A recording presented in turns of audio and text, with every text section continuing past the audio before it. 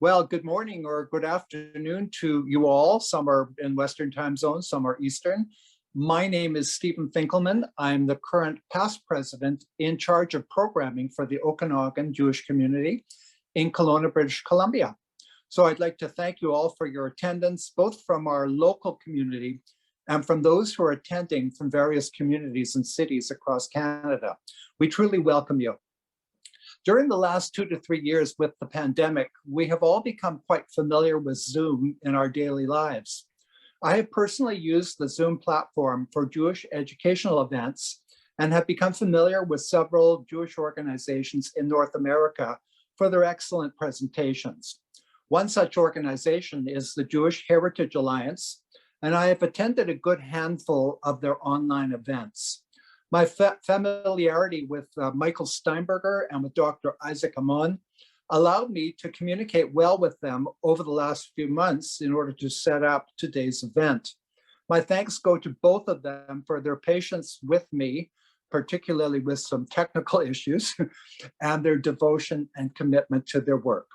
Without further delay, I would like, therefore, to introduce Michael Steinberger, the founder and CEO of the Jewish Heritage Alliance, to introduce our guest speaker for today's presentation. Thank you again. Michael? So welcome, everyone. And thank you for joining us here today to what we hope will be an interesting educational webinar event. Stephen, you might want to shut off your camera. Please note that during our webinar presentation, we do not use the chat button. And so we ask you to please send your questions and comments to the Q&A button on your screen. We will address your written questions at the end of the formal presentation. So there'll be a Q&A towards the end. And before we get started, I would like to thank Stephen Finkelman and the Okanagan Jewish community for the opportunity to present the story of Sefarad here today. For those of you who may not know, the word Sefarad in Hebrew literally means Spain, but historically speaking, it refers to the Jews of the Iberian Peninsula, nowadays Spain and Portugal. Okay, so now let's get started. My name is Michael Steinberger, and I am founder and CEO of Jewish Heritage Alliance, a platform dedicated to promoting the story of Sefarad on a global scale. Jewish diaspora is an integral part of the Jewish history, but as you will learn here today, the diaspora of Sefarad stands apart. It is a far-reaching story with endless twists and turns that produced profound consequences, some of which are still playing out in present day here in the Americas and around the globe. But for all of its significance and relevance, the story of Sefarad seems to lack the attention it truly deserves. That is why we started Jewish Heritage Alliance with a mission to research, capture, and promote the story of Sefarad on a global scale. Our alliance brings together global organizations, institutions, and individuals covering the private and public sectors, thereby creating a voice of the collective, allowing us to broaden our scope and expand our reach. And now, it is my honor and privilege to introduce today's guest speaker, Dr. Isaac Ammon. Dr. Ammon is an attorney and a counselor at law and is the director of academic research and program development at Jewish Heritage Alliance. He graduated summa cum laude from Washington University in St. Louis before earning his PhD in law. Take it away, Isaac. Ladies and gentlemen, good morning, good afternoon, wherever you may be throughout Canada. Welcome to Sefarad, the greatest story never told. Now, because we're going to cover great expanses of time and space, and the limited time we have today, I can only give what is effectively a 30,000-foot overview of some key events, figures, and highlights of the saga of Sefarad, an incredibly sweeping segment of Jewish and global history. But I'm happy, of course, to engage in questions in the Q&A session or any comments, and I will share my contact information in case anyone has further questions. So with that, let's get started. Whence comes the term Sefarad? Where does it originate from? It appears in the book of Obadiah, one of the 12 minor prophets in Jewish history. And in this book, in chapter 1, verse 20, there is a reference to this rather ambiguous location. And so despite the reference being unclear, the location not exactly certain, what is known is that from the earliest days of antiquity, over 2 millennia ago, Jewish tradition strongly came to identify Sefarad with the Iberian Peninsula, with the countries of Spain and Portugal. And so situating ourselves geographically as we begin this journey almost 3,000 years ago, as you can see on the map on the right, the Iberian Peninsula shaded in green forms the westernmost appendage of the European continent. It's bordered by the Atlantic Ocean to its west and northwest, the Mediterranean Sea to its east. The Pyrenees mountain range separates Spain from France, and at its narrowest point, it is separated from Morocco and hence the African continent by a very narrow body of water known as the Straits of Gibraltar. And so the Iberian Peninsula truly sits at the confluence of countries, cultures, and civilizations that over the centuries came to produce a uniquely Iberian ethos. Looking at the left, we can see the peninsula zoomed up close, and as you can see, it comprises the countries of Spain, which is in this darker green or turquoise color, comprises the vast majority of the peninsula, and Portugal, its smaller and western neighbor in this lighter green, abuts the Atlantic Ocean. And so the question with which we must start is one of chronology or dating. When did Jews arrive in the Iberian Peninsula? When did they come to what we might call the biblical Sefarad? And Jewish tradition holds, although not conclusively proven, that the Jews arrived in the time of the first temple or the first Beit HaMikdash, perhaps as early as the 10th century BCE during the reign of King Solomon. We know from history and parts of Tanakh, or the biblical canon, that King Solomon, who constructed the first temple, had an extremely close relationship with Hiram, the Phoenician king of Tyre, located in what is now modern-day Lebanon. And as the map shows, the two kingdoms were very near to each other. Of course, this is the unified monarchy in the red, and Phoenicia is this very small coastal kingdom. The Tanakh tells us that Hiram actually helped to construct the first temple in Jerusalem. But moreover, it says that the two kingdoms of Phoenicia and Israel engaged in trading missions and joint maritime expeditions to far-flung places. And that's significant because the Phoenicians were a great seafaring peoples. And being expert mariners, they traversed the entire length and breadth of the Mediterranean basin. As the maps show, they established trading centers, colonies, settlements throughout this Mediterranean world, and the Levant, comprising the modern-day countries of Israel, Lebanon, Syria, and to Turkey, throughout North Africa, and throughout Greece, Sicily, Sardinia, the Balearic Islands, and they came to the Iberian Peninsula. And indeed, tradition holds the Phoenicians founded the very cities of Cadiz and Malaga in Spain, and Lisbon, or Lisboa, in Portugal. And so because of the relationship between Hiram and Solomon and the alliance between Phoenicia and Israel, it's quite eminently reasonable to conclude that Jewish merchants, sailors, traders accompanied their Phoenician counterparts as they sailed due west and wound up in the Iberian Peninsula. Notwithstanding if this tradition is historically accurate, however, what most scholars conclude based on documentary and archaeological evidence is that Jewish communal life and presence did not really originate until much later, during the time of the Roman Empire, particularly by the 1st century of the Common Era. And three primary sources of the documentary record that really shed insight on this are the following: the New Testament, which of course is centered around the Gospels detailing the claim of Jesus of Nazareth's messiahship. And it furthermore details the travels of the Apostle Paul, formerly known as Saul of Tarsus, who underwent his conversion to Christianity on the famed road to Damascus. And Paul preached the gospel to Jew and Gentile alike, to Jewish communities throughout a 1st century Greco-Roman Mediterranean milieu.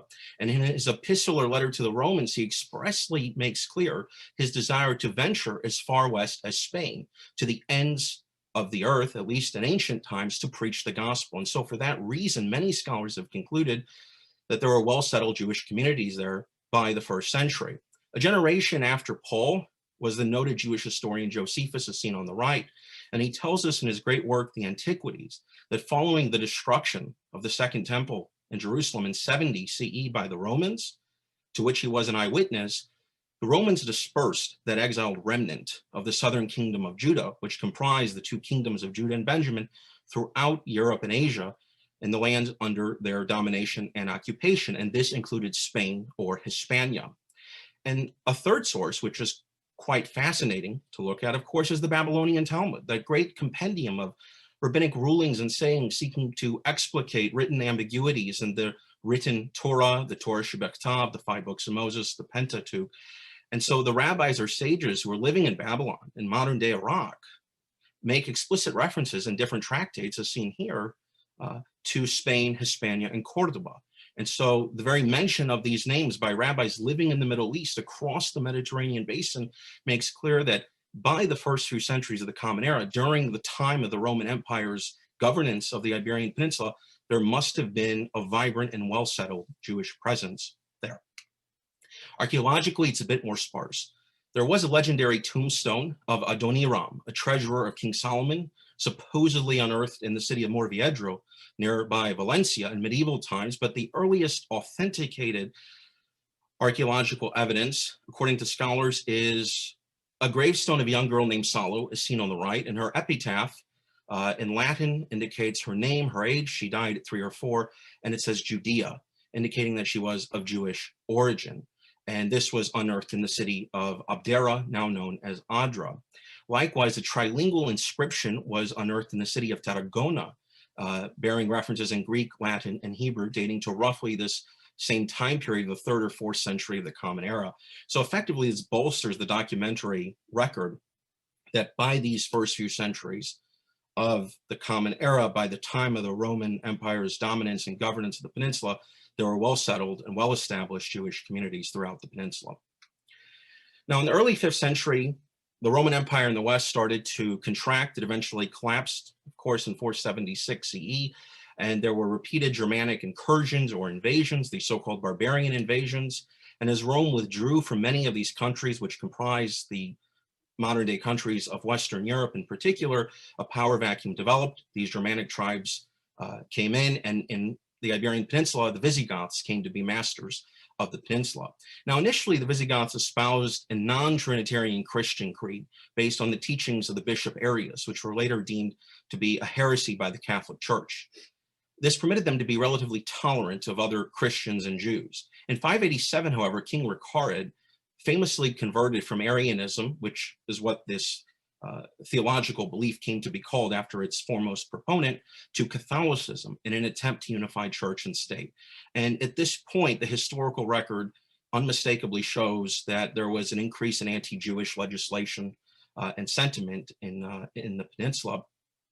Most infamously, in 613 or so, his successor, King Sisebutt, ordered the conversion or expulsion en masse of all Jewish communities in the Visigothic kingdom.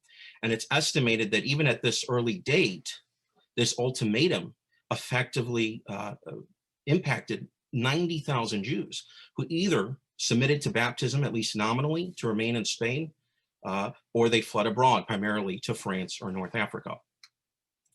And by the middle of the 7th century, the famous law code of the Visigoths, known as the Lex of Zagath, came about. In the legal literature, it's revered as one of the most able codes of law that has come down to us. But the stamp of its anti-Jewish animus is quite apparent. It itself tells us, we lament that the soil of our kingdom is defiled by the infamy of the Jews. And accordingly, in a refrain which was neither the first nor the last time in history, Jews were forbidden to practice key rituals. They were forbidden to observe the kashrut, dietary laws, circumcision, the Brit Milah, or the Shabbat.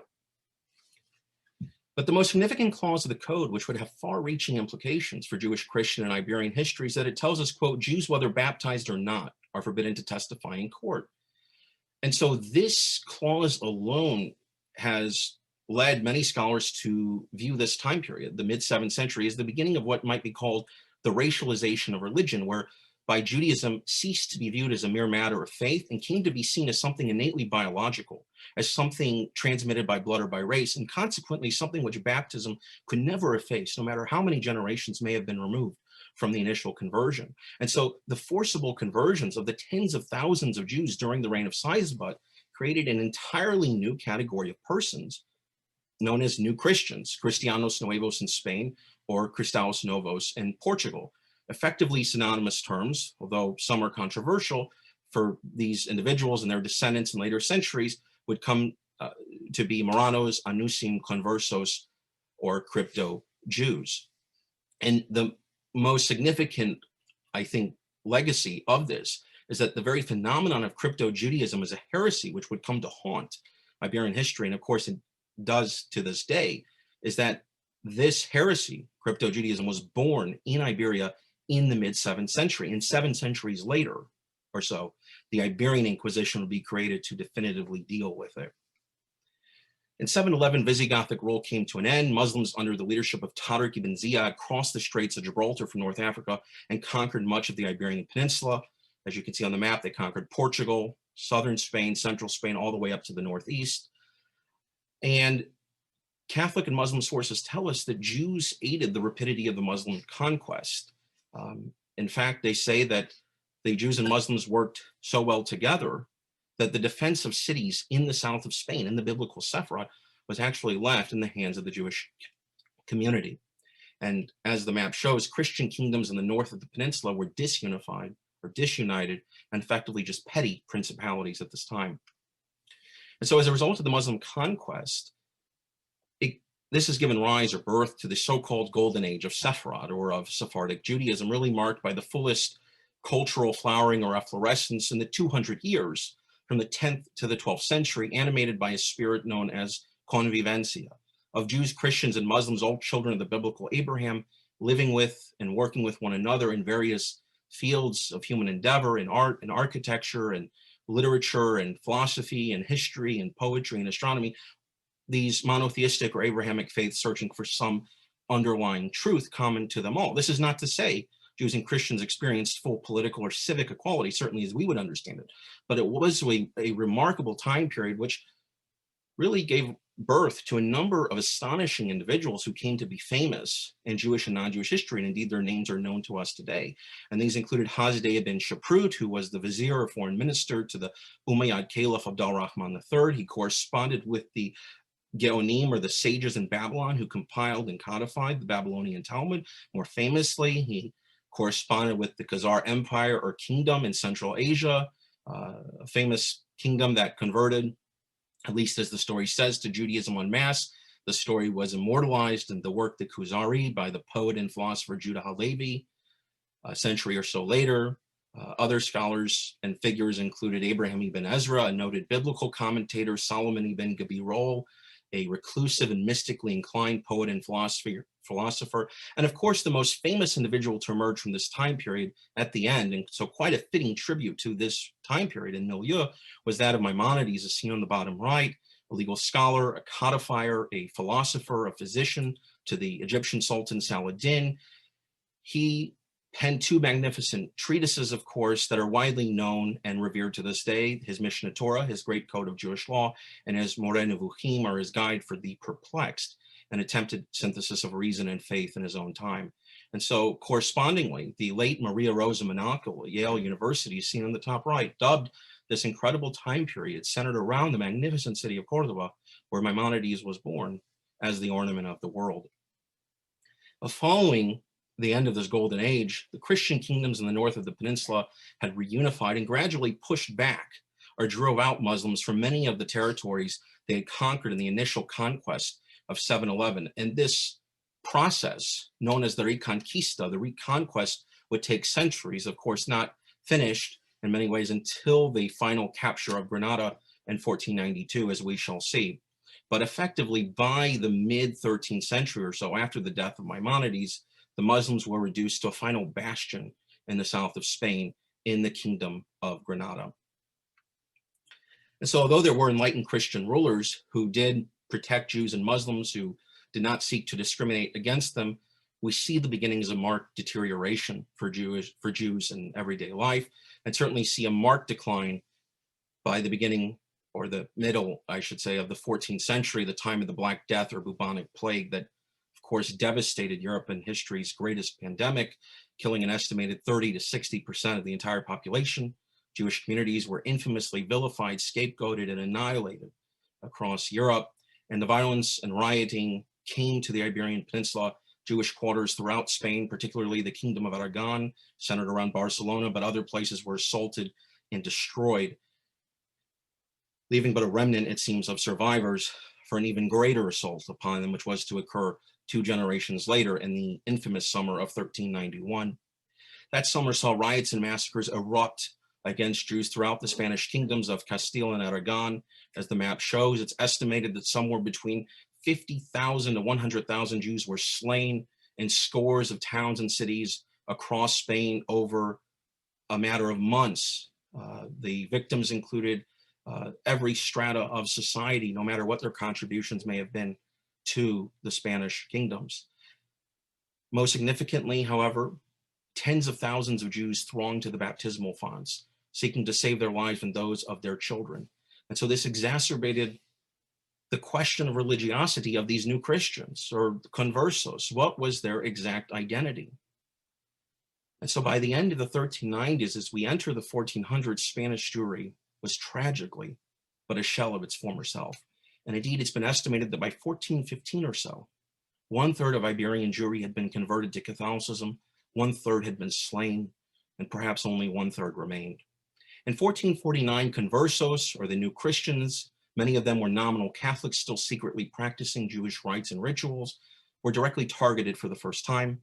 Discrimination was sanctioned by law or legislation in the city of Toledo. These conversos were barred from holding official positions, and thus was born into Spain and the Iberian Peninsula the concept of limpieza de sangre, or purity of blood, or racial purity statutes that governed which occupations conversos might hold. And although the king revoked the decree and even the Pope condemned it as anathema to Catholic dogma, this certainly represented a turning point and demonstrated growing and unceasing hostility against not only Jews, but conversos. And this leads or culminates in the establishment of the Spanish Inquisition, which came about by papal decree by Pope Sixtus IV in 1478. He invested Ferdinand of Aragon and Isabella of Castile, the so-called Catholic monarchs, or los reyes católicos, with the authority to appoint inquisitors to inquire into the heretical depravity of these new Christians. They did so in late 1480, and by 1481, inquisitors had set to work throughout Andalusia, throughout the south of Spain, the biblical Sefarad. And at this point, the very first conversos, or new Christians, were burnt at the stake. And over the course of the Inquisition's first decade of existence in the 1480s, it's been estimated that 700 conversos were burnt in Andalusia alone. 5,000 had their goods or property confiscated. And so to the inquisitors, to the Catholic mind, confession was key because heresy was the most grievous sin possible. It put in jeopardy the immortal soul. And so nothing could be prevented from obtaining that confession. It was key to save the person's soul. And so the following procedures effectively were put into place. The accused was never permitted to know the identity of the accusers or witnesses against them.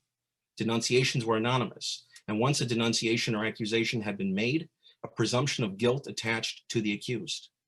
At this point, the person or the accused would be arrested, imprisoned, property would be confiscated, they would be repeatedly interrogated and urged to confess for the benefit of their soul, and they would be tortured if need be, because at this time in this legal system, confession rapidly became known as the queen of proofs, the regina probationum. And so the infamous methods utilized by the Inquisition, although not as common as we might think today, where the garrucha or strappado, a pulley-based system, is seen here, which often dislocated limbs. The toca, or water torture, often referred to in modern parlance as waterboarding, which simulated drowning. And the potro, or the rack, which of course could shear off limbs or flesh, bone, and muscles, veins, sinews, and even crush bones. And this technique, by the way, is the most commonly utilized according to inquisitorial records. And once the process had gone through, the sentence would be forthcoming. They came down to effectively one of three. The accused could be acquitted, which virtually never happened. That's the one extreme. On the other extreme, they could be relaxed, which was a euphemism for handing over the accused to the secular arm or authority to be burnt at the stake. And this was especially clear in cases of repeat or unrepentant heretics. The vast number or vast majority of sentences fell in the middle. After undergoing a various form of penance, being lashed, being exiled, imprisoned for some term of years, having goods permanently confiscated, etc., they would be reconciled to the Catholic Church. And this culminates in the so-called act of faith, or the auto de fe, processions of penitence, prayers, and sermons. It could be done in private or public. That's certainly the image in popular consciousness. Could be dozens to tens of thousands of people who witness this. This is the moment when the accused or the condemned would learn what their sentence was. In effect, it became a day of judgment for them. And it also had the benefit, so to speak, of impressing upon the faithful the importance of not having heretical thoughts, because this surely is what would happen to them in the afterlife. So it had a twofold advantage for the Catholic Church. By 1490-91, the expulsion, as we will see, is near. But the most proximate cause which led to the expulsion of the Jews from Spain was an infamous blood libel allegation in the city or town of La Guardia, nearby the city of Toledo. A Christian boy was allegedly kidnapped and killed by Jews and conversos to use his blood for nefarious purposes. No evidence was ever produced, including a name or even a body of the child. Indeed, it never has to this very day. But in November of 1491, Jews and conversos were burnt at the stake.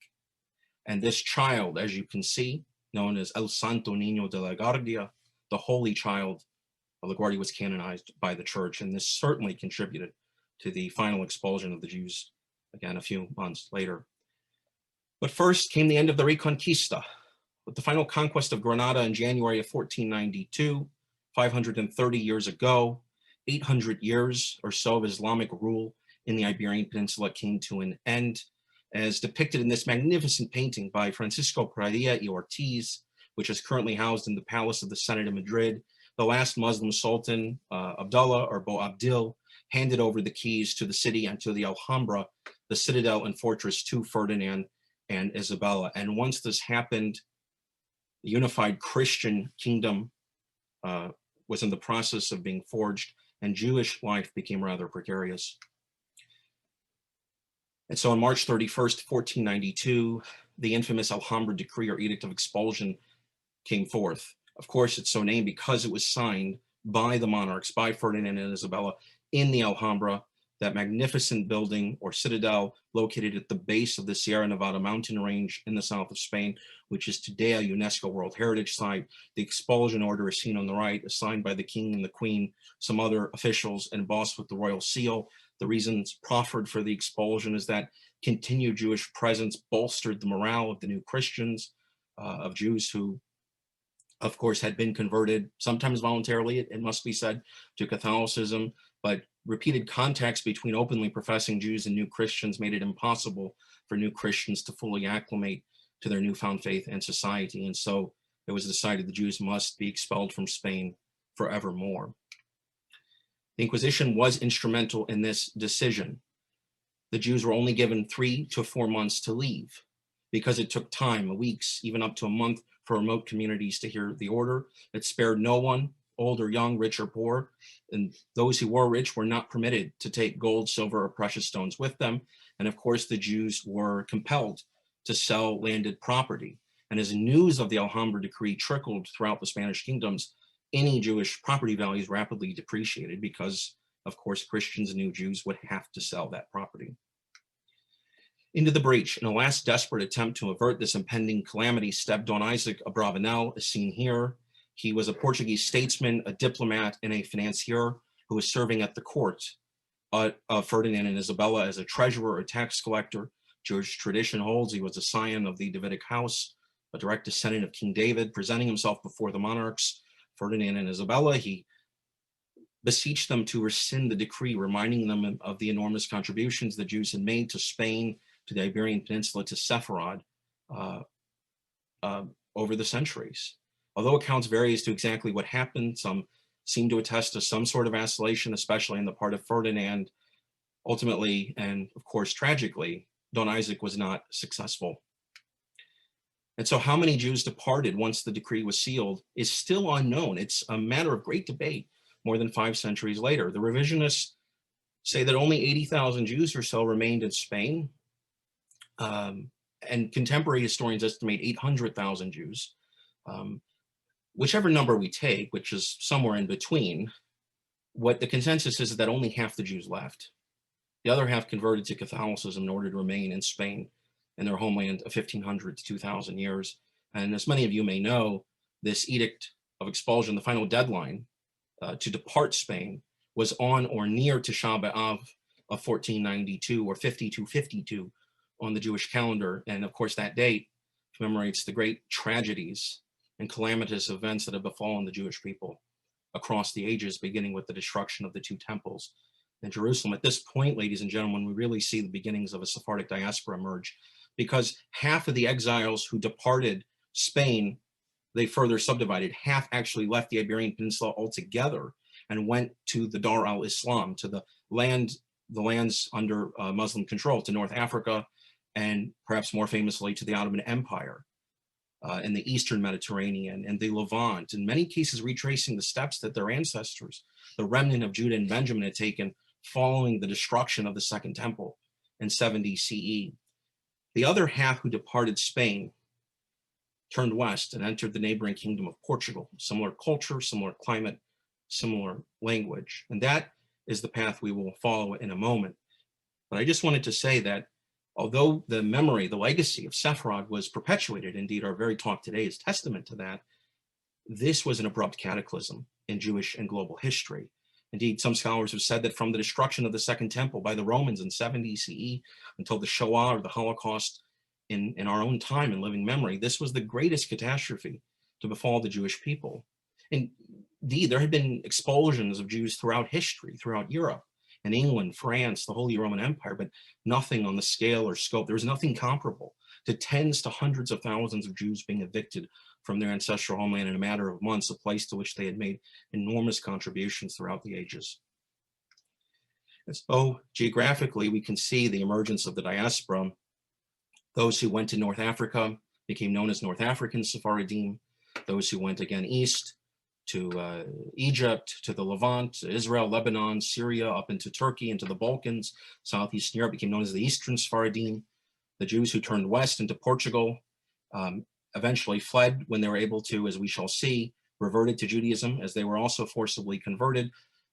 They became known as Western Sephardim, and the Jews who were unable or unwilling to revert in previous centuries, their descendants today are referred to as the Bnei Anusim, the descendants of the forced or coerced ones. But again, the point is that 1492 shattered the unity of Sefarad. And so half of the Spanish exiles entered Portugal under King João II in an effort to preserve their ancestral faith. They truly thought they had found a place of refuge. João died in 1495. His successor, Manuel I, is seen here, initially seemed benevolent. But he sought to wed the Infanta Isabella, the daughter of Ferdinand and Isabella, and as a precondition of the marital union, they mandated that he expel the Jews from Portugal. Reluctantly, it seems he acquiesced, and in December of 1496, he ordered all Jews, the native Portuguese Jews and the Spanish refugees alike, to convert to Catholicism or leave Portugal by October of 1497. In May of 1497, in an effort to incentivize Jews to convert, he gave them a 20-year period of grace in which to convert. He forbade any inquiry or inquisition into their religious beliefs or actions, but this proved not to be successful. By May and June of 1497, it's estimated that 20,000 Jews, if not more, converged on the city and port of Lisbon in an effort to leave, many of whom had done just that in Spain 5 years earlier, seeking to preserve their Judaism. Manuel had promised them ships when they came to leave, but when they arrived, there were no ships to be seen. Instead, he forcibly converted these tens of thousands of Jews by the port of Lisbon. He didn't want to let them go because it would devastate the Portuguese economy. And so overnight, these Jews became new Christians, or Christaos Novos. He then went further and attempted to extirpate the very memory of Judaism. He ordered synagogues and schools to be closed, ritual objects and prayer books to be confiscated, and even Jewish cemeteries to be uplifted. For these series of actions, the Portuguese historian Tavares has referred to this as religiocide, the attempted annihilation of a faith. And so this marks a key distinction, ladies and gentlemen, between Spanish and Portuguese history. In Spain, there have been numerous waves of conversion, most of them forced, some voluntary, over the centuries, beginning with the reign of the Visigothic king Sigismund. Openly professing Jewish communities had existed alongside new Christian ones. In Portugal, there was nothing like that.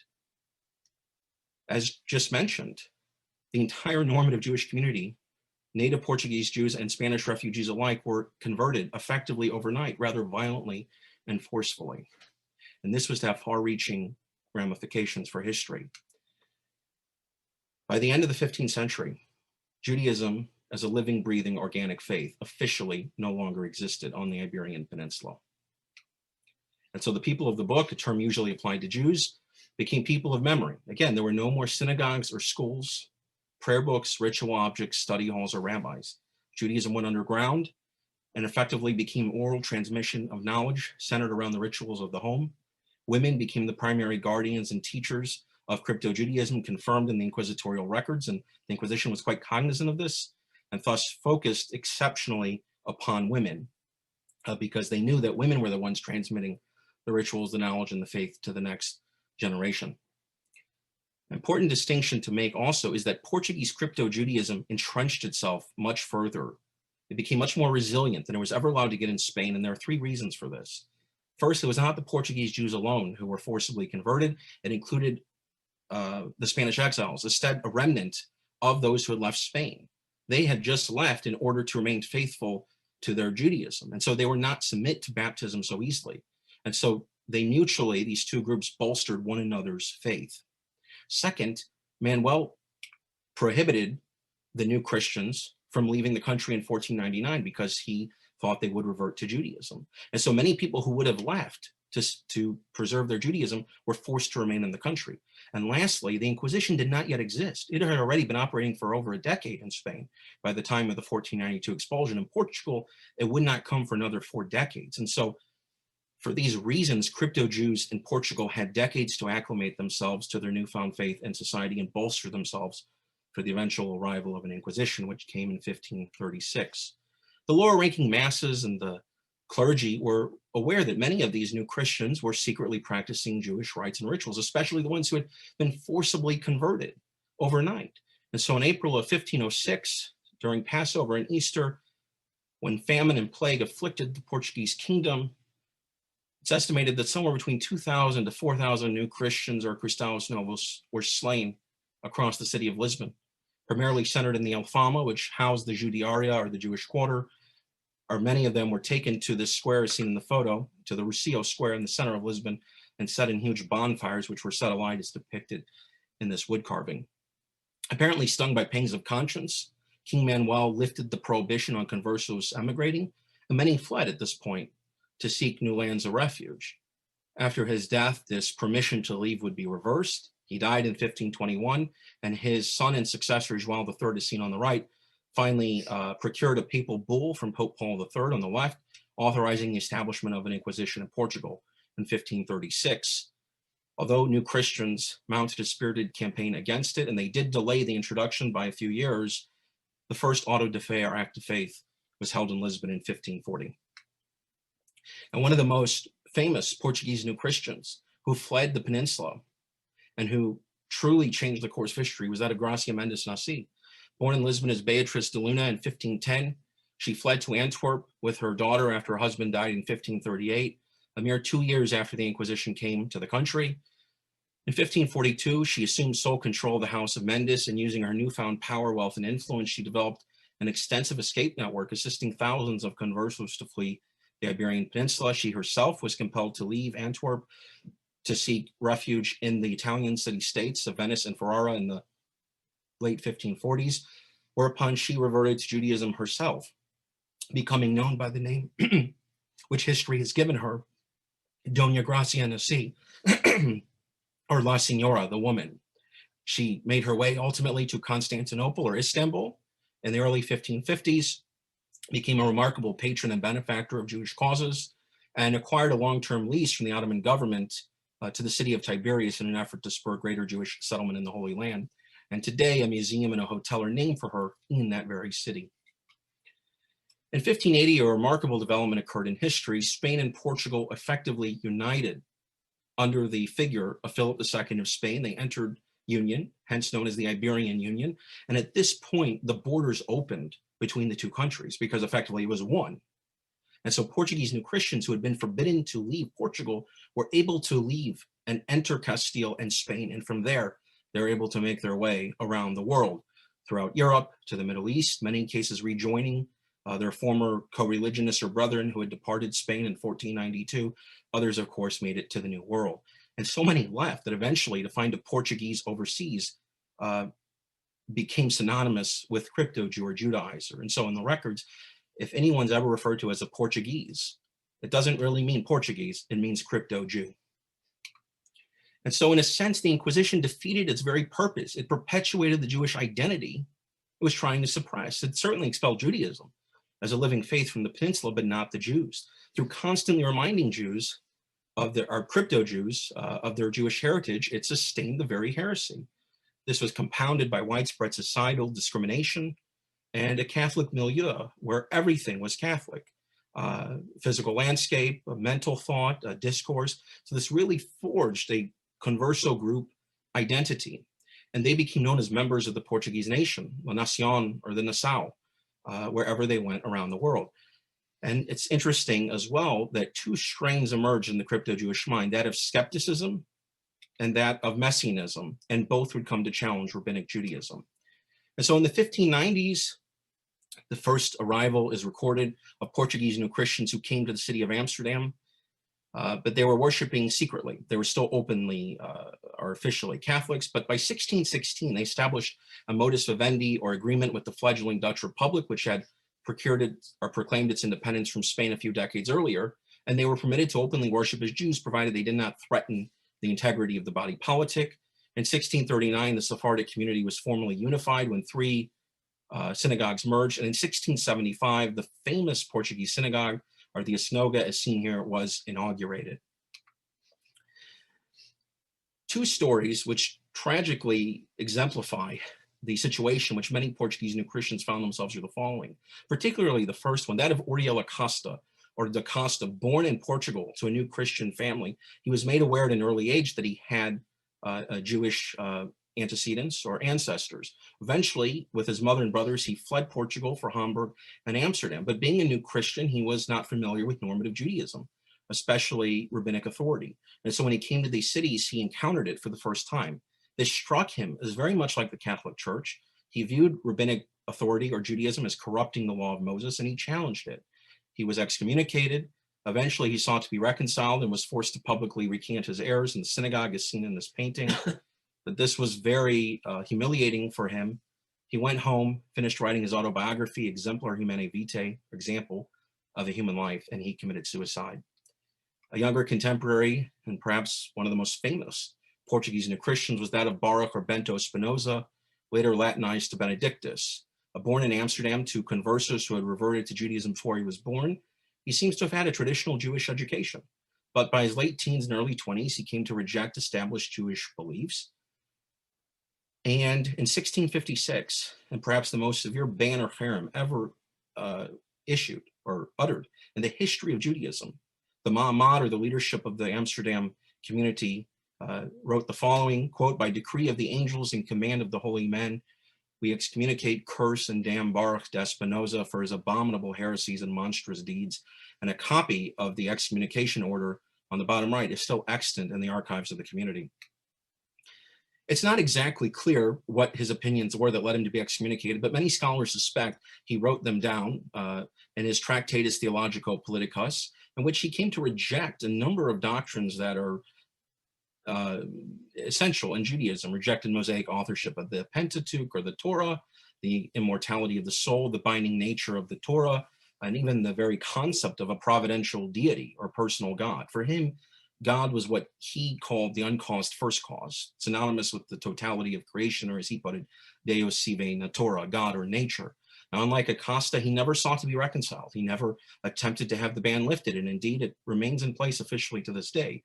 But fascinatingly, he never converted to Christianity, even when it might have advanced his career. And so for this reason, because he in a way maintained his affiliation with the Jewish people through kinship or nationhood, but not by faith, he has sometimes been referred to as history's first secular Jew.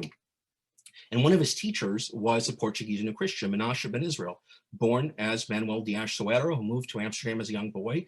By 1650, he had become famous throughout Europe as a leading spokesman for the Jewish people. And in 1655, he went to England to ask Oliver Cromwell, serving as Lord Protector of the English Commonwealth, to readmit Jews to England for the first time since they had been expelled in 1290 by King Edward I. Although Cromwell was sympathetic to the petition, he did not formally readmit them. However, he did not block these crypto-Jews or New Christians from staying there, and they were allowed to remain effectively unmolested. And so 1655 to 56 really marks the date at which Jews were permitted to return and resettle and England. And even following the restoration of the English monarchy, which had been abolished in 1649, was restored in 1660, King Charles II permitted the Jews to remain in his kingdom. And this marks the origin of the Sephardic community in London that, of course, endures to this day. They founded a Spanish and Portuguese synagogue and community. In 1701, it famously moved to Bevis Marks, the location it inhabits to this day. And certainly by our time, more than 300 years later, it is the only synagogue in the whole of Europe to have held continuous services for more than 3 centuries. Now, moving from Europe to the Ottoman Empire, we see that other strain, not skepticism, which of course was in the mind or marked by the figure of Spinoza, but messianism, marked by the figure of Sabbatai Tzvi. Born in Smyrna or Izmir, he seems to have been charismatic and extremely enchanting. In 1648, he proclaimed himself the Messiah, and he preached this claim of his messiahship throughout the Ottoman Empire, in Alexandria, Jerusalem, Cairo, and Istanbul, including in the Afrida synagogue that I had the pleasure to visit a few years ago. Jewish communities in Europe and the Ottoman Empire became bitterly divided over his messianic claims. There are records in Amsterdam and Livorno and Hamburg of Jews who wished to follow him. Spinoza was actually aware of Tzvi's messianic claim. Ultimately, though, he was imprisoned upon the orders of the Sultan in 1666, and under threat of death, he converted to Islam, but secretly maintained Jewish rites and rituals. Many of his disciples followed their master, believing this to be a part of the divine redemption, and converted as well, secretly practicing Judaism. And there is a remnant of this group known as the Don Me that survives to this day. And so, beginning to wrap up here, ladies and gentlemen, we will now transition to the other side of the world.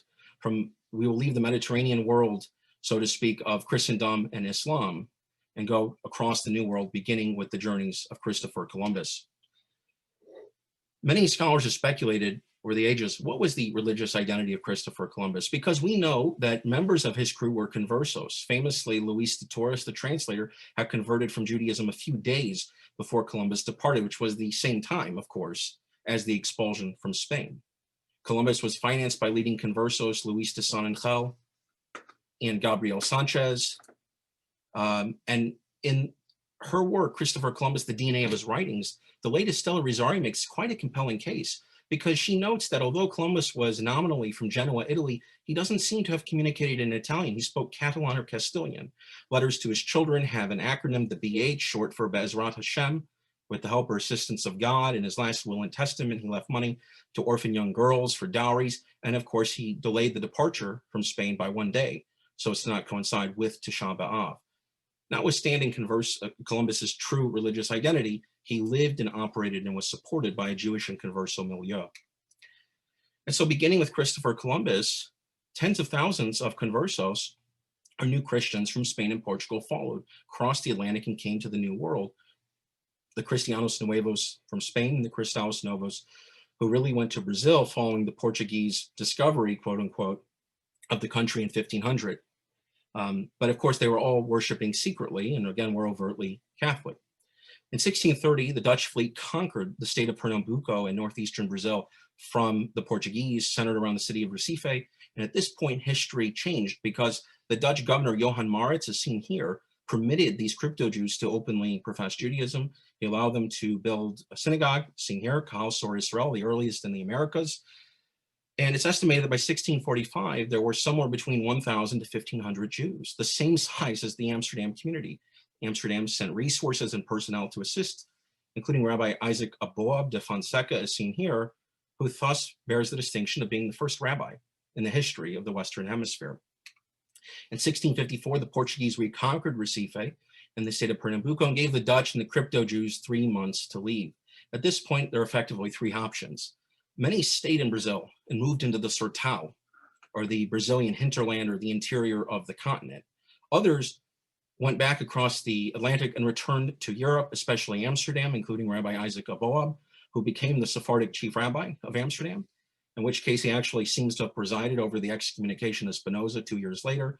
And others, famously, as the map depicts, island hopped throughout the Caribbean, moving from Brazil into Dutch Guiana, now known as Suriname, Barbados, Curacao, and Jamaica. And Quite famously, a very small remnant, 23 Jews, arrived from Recife in the Dutch port of New Amsterdam, located on the eastern seaboard of North America, later renamed to New York in 1664. Attempting to be admitted, the governor, Peter Stuyvesant, seen on the right, attempted to block their admission, asked the Dutch West India Company not to admit them.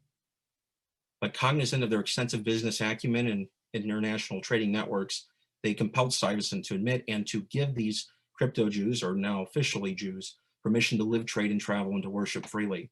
And thus, they formed the congregation Shearith Israel, or Shearith Israel, the very first congregation in North America. And this marks the genesis, as it were, of American Jewish history.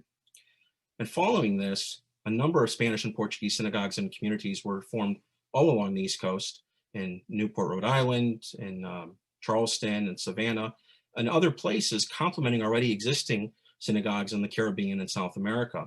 And in an indelible testament to that messianic strain in the crypto-Jewish mind, to the belief that the Almighty would not forsake his people, that they would be redeemed at the end of days, these names evoke salvation.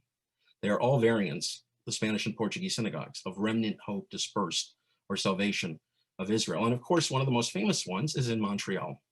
Founded in 1768 by Aaron Hart and Simon Levy, the Spanish and Portuguese synagogue, also called Shearith Israel, is the first non-Catholic religious institution in Quebec, or Quebec, and its original members descend from Spanish and Portuguese Jews. They receive financial and logistical support from the Shearith Israel in New York and Bevis Marks in London. And in 2018, of course, the synagogue celebrated its 250th anniversary, serving as an integral part of the worldwide Spanish and Portuguese circuit of Western Sfaradim. Wherever these crypto-Jews went throughout the New World, they were indispensable to economic success. As Adam Smith himself, the father of capitalism, wrote in his great work, The Wealth of Nations, it was Portuguese Jews persecuted by the Inquisition, stripped of their fortunes, and banished to Brazil, who introduced the sugarcane and established the industry. And so as we can see, ladies and gentlemen, this truly became a global circuit. Sephardic Jewishness, whatever this means, bridged the Caribbean and reached across the Atlantic to Europe, to the ancestral Iberian Peninsula, even to Spanish and Portuguese colonies in Africa and Asia. And it created diverse and intersecting networks that underpin the capacity of these individuals to cross religious, political, and cultural divides. And just as you can see here, the white arrows symbolize the Spanish travels, and the blue, the Portuguese. And crypto-Jews, conversos, were to be found everywhere. In Panama and Lima, on the west side of South America, and Recife and Rio on the east, and Angola and Mozambique and Africa, and Goa and Cochin in India, and Macau and Mallorca, Manila in the Far East or East Asia. It truly went around the world. And the Inquisition was cognizant of this, and they were not willing to allow crypto-Judaism to entrench itself abroad. And thus they established subsidiary branches throughout their overseas colonies or dependencies. The Spanish established tribunals in Mexico City to oversee Mexico, New Mexico, the future United States, Panama, and even the Philippines across the Pacific Ocean. They established one in Lima in Peru, which governed Spanish South America, until another one was formed in Cartagena in Colombia, which oversaw Colombia, Venezuela, and the Caribbean. The Portuguese established a rather ruthless tribunal at Goa in India to oversee her colonial possessions in Africa and Asia. And they empowered the bishop in Bahia, then serving as the capital of Portuguese Brazil, to identify and extradite suspected heretics, especially crypto-Jews, back to Lisbon. So Portugal maintained direct inquisitorial control over Brazil. There's not time to get into this today, but it was truly a global reign of terror. The geographical and generational scope of persecution was unprecedented. Persecution continued nearly unabated for nearly 3.5 centuries on 5 continents. From Brazil to Lisbon, from Manila across the Pacific Ocean to Mexico City, suspected crypto-Jews were forced to justify their religious beliefs, and many of them paid for it with their lives. A number died in the law of Moses. These included Luis de Carvajal Almoso and Tomas Trevino de Sobremonte in Mexico, Francisco Maldonado de Silva in Peru, and Isaac de Castro Tartas in Lisbon, who was burnt alive in the Great Square, the Torero de Pazo, saying the Shema as his final words. And by this time, by the late 18th century, as we get closer to our own time, and the so-called Age of Enlightenment, during the time of the American and French revolutions, a spirit of liberalism was in the air, and many came to view the Iberian Inquisition as anachronistic and as an affront to civilized values. And the great figure who attempted to abolish it but was not successful in Portugal was that of the Marques de Pombal, who effectively served as prime minister of the country for 27 years. He was a direct contemporary of the founders of the American Republic, of George Washington, Thomas Jefferson, Benjamin Franklin, James Madison, etc. And although he could not abolish the tribunal outright, that would have to wait another half century or so, he was successful in abolishing slavery, the auto de fe, and the racial purity laws, or those limpiates and dissangre statutes that distinguished between old and new Christian. And a contemporary of his, the Baron de Montesquieu, whose great work, The Spirit of Laws, L'Esprit des Lois, would go on to influence the ratification of the American Constitution and Bill of Rights, directly wrote in 1748 in a remonstrance to the inquisitors that if anyone in times to come shall dare to assert that in the age in which we live, the people of Europe were civilized, you will be cited to prove that they were barbarians, and the idea they will have of you will dishonor your age. And so the founders of the American Republic, and really in this time of enlightenment, knew that eternal vigilance is the price of liberty.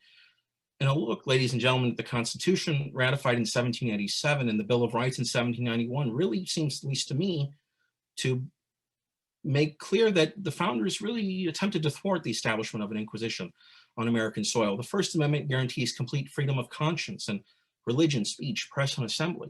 The Fifth Amendment prohibits compelled or coerced self-incrimination.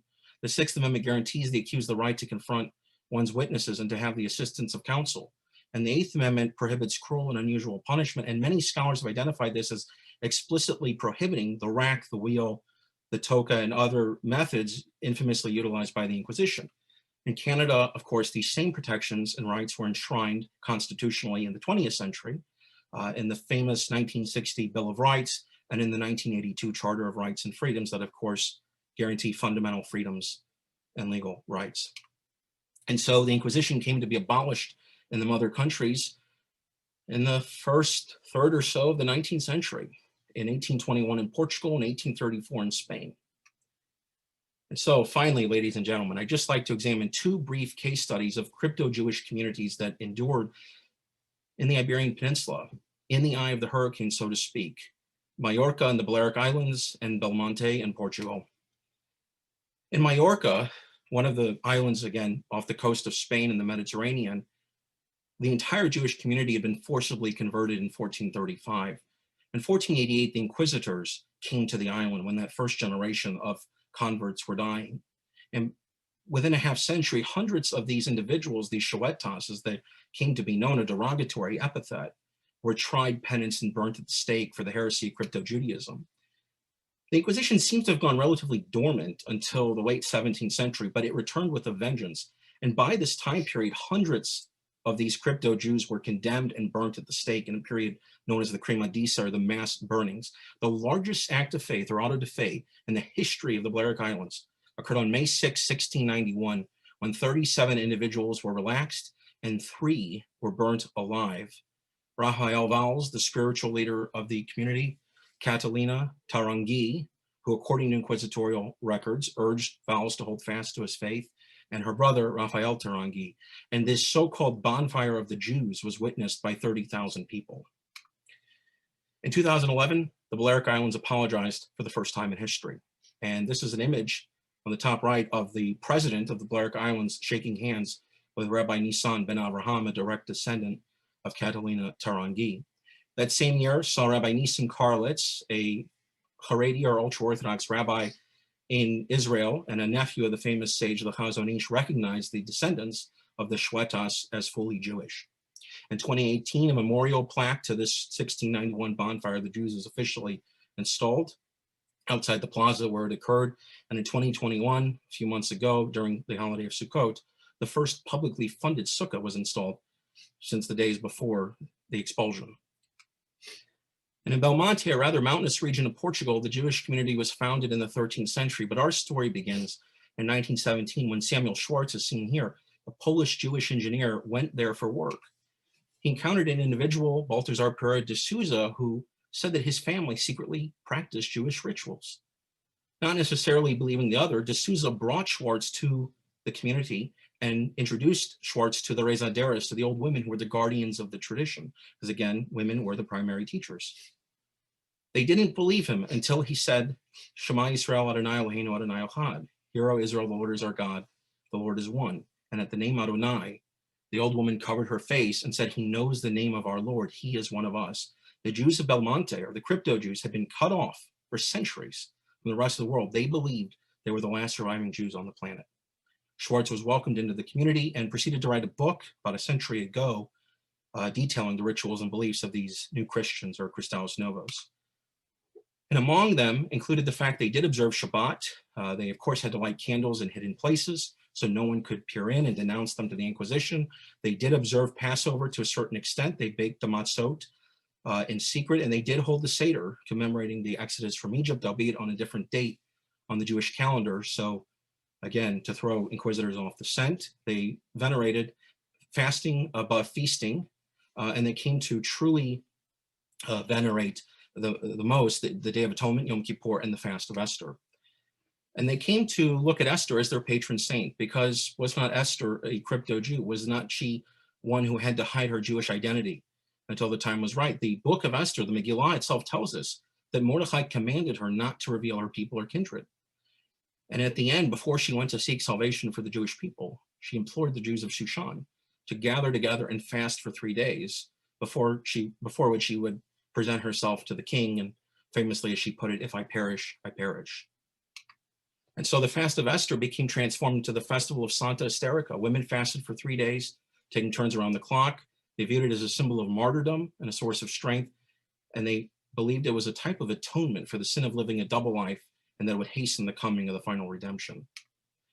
And following the news of Schwartz, there was a Portuguese army officer or captain named Artur Carlos de Barros Basto, who made great strides to integrate these crypto Jews in Belmonte into the normative Jewish community, into the town of Porto. Against great opposition, he was successful in many respects, but unfortunately, he was denounced and he was humiliated. He was rehabilitated a few years ago by the Portuguese parliament, thanks to his granddaughter. In 1996, the synagogue Beit Eliyahu was formally founded in Belmonte, and there's a plaque that reads, "Here in this place, the chain of our tradition has not been severed. As a result of government decrees, the Jewish residents of this village were forced to publicly deny their Judaism, but they maintained it in their homes and in their hearts. Here, the Jewish soul was never lost. Here, it remains forever." In 2005, a Jewish museum was built, and in 2019, the municipality inaugurated a square named for Samuel Schwartz, the man who had done so much to broadcast the news of Belmonte to the consciousness of the world.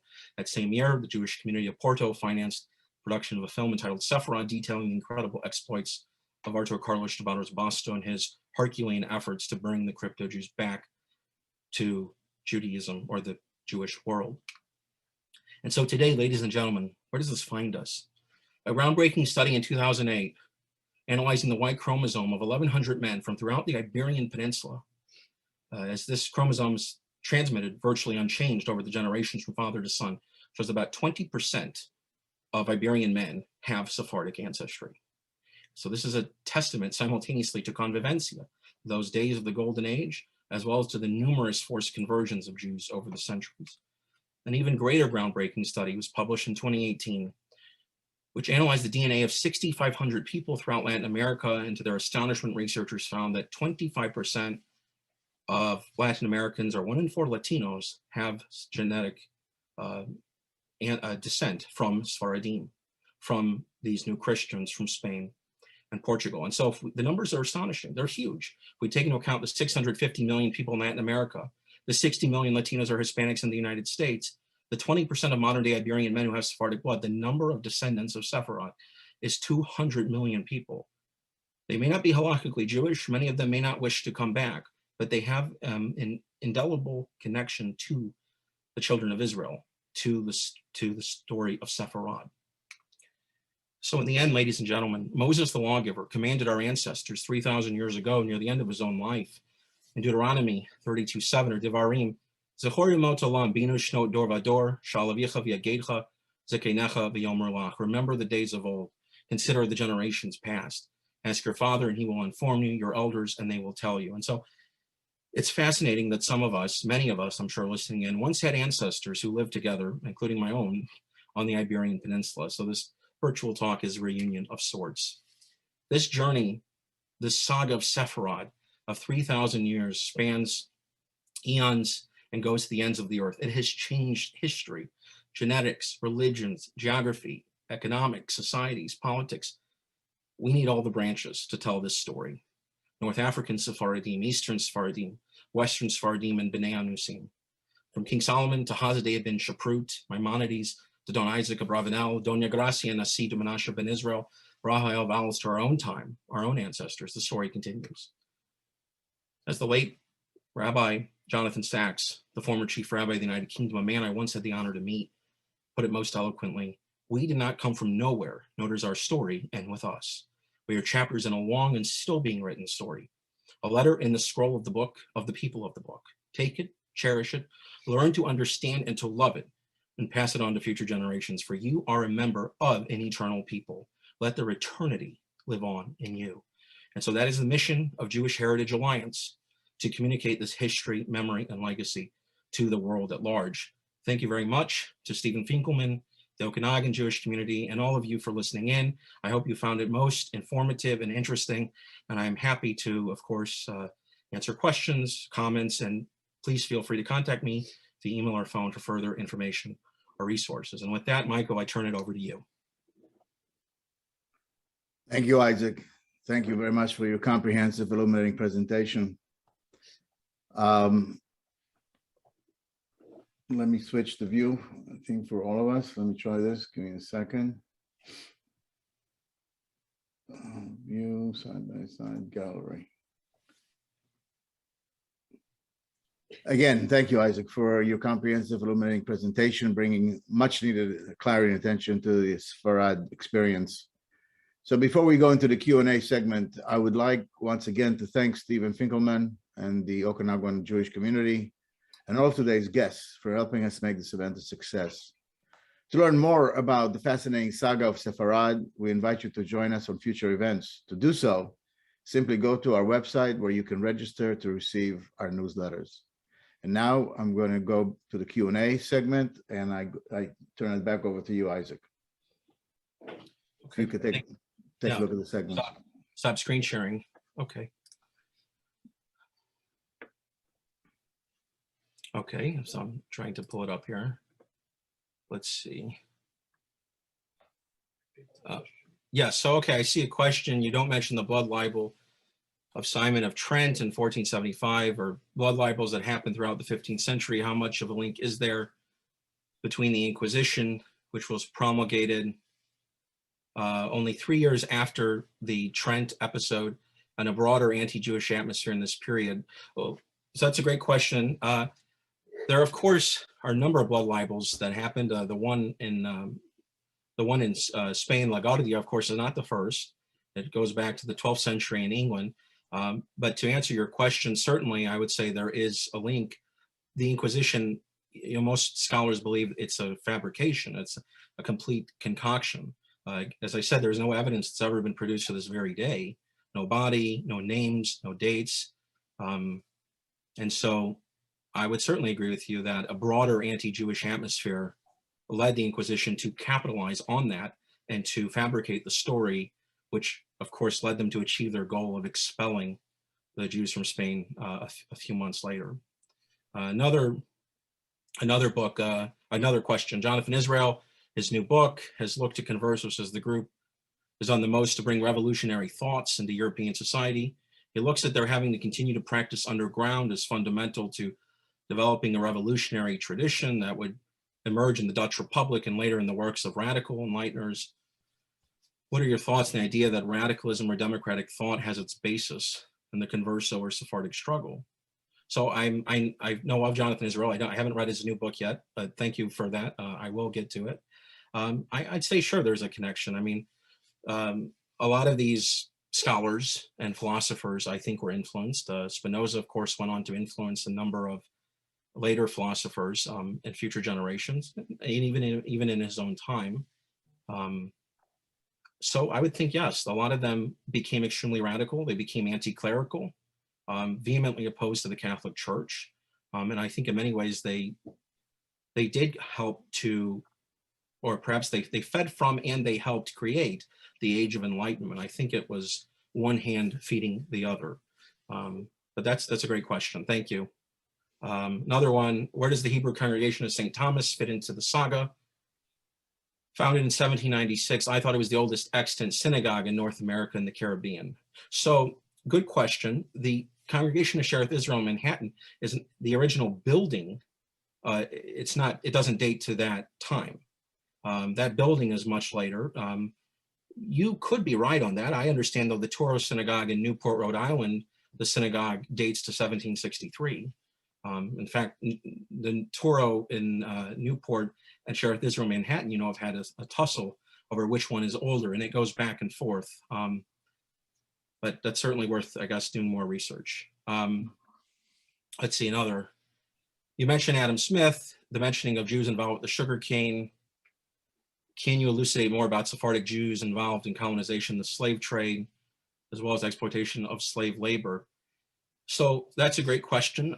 Certainly they were involved, and that is, if you say involved with Jewish Heritage Alliance, so that is going to be something we talk about, because it is important to mention. It forms an integral part of the Sephardic story, because as much as we don't like to talk about it, perhaps it's important that we do. So we will get to that at some point. And another question, what percentage of prosecuted Jews went to Poland and Russia? I don't know an exact number. It's not really well documented. It's known, of course, certainly that there were families who made their way there. Many people speculate, and although it seems to be controversial, one of the well-known financiers of the American Revolution, Haym Salomon, who bankrupted himself to fund the colonist cause, or the independence of the new republic, was a descendant of Sephardic Jews who had made their way to Poland, although it's not conclusively proven, but it is there, and I think that is an area ripe for research. Let's see. Just any other, let me see. What, I guess. Isaac, yes, go ahead, Stephen. I have a question or a comment and a brief question. We had a member here of our synagogue probably 2-3 years ago. We haven't seen her since, but she was from Recife, Brazil.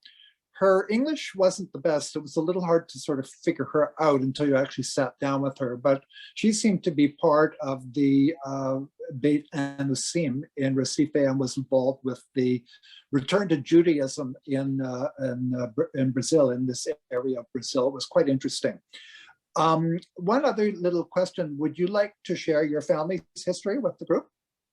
Oh, sure. I sometimes shared, I didn't today. But yeah, so I'm not B'nai Anusim, and I'm not Western Sephardim, but Eastern Sephardim, for anyone who's interested. So my family story, my last name, my surname, does go back to Spain, to Granada in 1492. History records there was a physician there who bears the same name, who was there and witnessed the surrender of the Alhambra. But more famously, there were Ammons who left Granada and made their way to the Ottoman Empire, to Constantinople, so the Sephardim, or the Eastern Sephardim, and they became physicians to the Ottoman sultans. And my particular branch went all the way into Istanbul. My grandfather, or stayed all the way there for centuries. My grandfather was born there. My grandmother was from Aleppo and Beirut, and they married in Istanbul by the chief rabbi. My dad was born there. And then my grandparents moved to Chicago in 1957. And so in theory, I could say I'm a first generation American, I guess. But thank you for the question, Stephen. Thank you for sharing. Good. Anything else, Isaac, on the Q&A that needs to be addressed? Okay, I think just, yes, just 2 quick questions here. It looks like 2 final ones. What happened to the settlements in Nagasaki and Recife? So eventually, I think a lot of them, they faded over time. A lot of these Jews, they left. Of course, they were living under persecution. Many of them, of course, have echoes of memory, so to speak. There are Jews still there. The one in Recife, that synagogue was restored, I believe, 20-odd yeyears ago. Actually on the street, now known on the street as the Good Jesus. And of course, one of the largest remnants are in the Amazon, in the Sertão. There are Jews, descendants of Sefarad, who are coming out from there. And that is an issue with which Jewish Heritage Alliance also engages. And regarding the final question about pirates who may have been Jews, Yes, that is a good question. There are books written about that, and that's also something that Jewish Heritage Alliance will address because, again, it's a fascinating part of the story, and it's something that we want to talk about because, again, our mission is to share the story of Sephiroth in its totality as much as we can to the world at large. So thank you. Stephen, on that note, if there are any other questions from your side, we're going to call it a day. Thank you. I'd like to thank you guys. This has been a tremendous opportunity for us and others in the country to learn about this untold story. I'd like to thank both Michael and Isaac for a phenomenal presentation. We all enjoyed it very much. Thank you so much. Thank you. Thank you, Stephen. And to be continued. To be continued. Yes, for sure. Okay. Thank you. Bye-bye. Bye-bye, everyone. Thank you for joining.